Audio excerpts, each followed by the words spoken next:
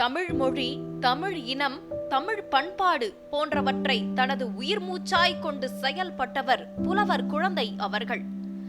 ஈரோடு மாவட்டத்தில் உள்ள ஓலவலசு என்னும் சிற்றூரில் பிறந்த இவர் தனது தொடக்க கல்வியை திண்ணை பள்ளியில் பயின்றார். தனது 10வது வயதிலேயே கவி பாடும் திறனை பெற்ற இவர் கல்லூரியில் பயிலாமலேயே தனது முயற்சியால் சென்னை பல்கலைக்கழகத்தில் புலவர் பட்டம் பெற்றார். தந்தை பெரியாரை தனது வழிகாட்டியாக கொண்டிருந்த இவர் பெரியாரின் சுயமரியாதை கொள்கை மீது மிகுந்த பற்று கொண்டவராக இருந்தார்.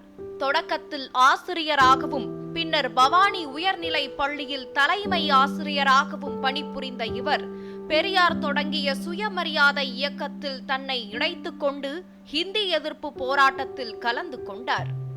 தந்தை பெரியார் திருக்குறளுக்கு பொருளுடன் உரை எழுத அறிஞர் குழு ஒன்றினை அமைத்த போது அதில் முக்கியமானவராக விளங்கிய புலவர் குழந்தை 25 நாட்களில் திருக்குறள் முழுமைக்கும் உரை எழுதி முடித்தார். தொல்காப்பியம், திருக்குறள், நீதிக்களஞ்சியம், தமிழ் வாழ்க போன்ற நூல்களுக்கு உரை எழுதியுள்ள இவர் 25 நூல்களுக்கும் மேல் எழுதி பெரும் புகழ் பெற்றார்.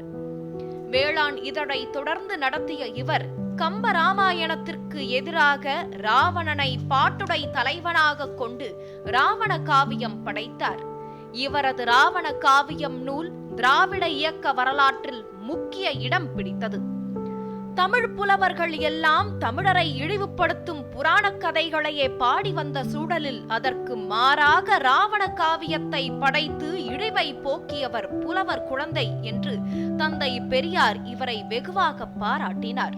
கம்பனின் ராமாயணத்தை ராவண காவியமாக மாற்றி அமைத்ததன் மூலம் செந்தமிழ் பெருமக்களின் சிந்தனை தீயை நெய்யூற்றி வளர்த்தார் புலவர் குழந்தை என்று இவரை உணர்வு பூர்வமாக பாராட்டினார் முத்தமிழறிஞர் கலைஞர்.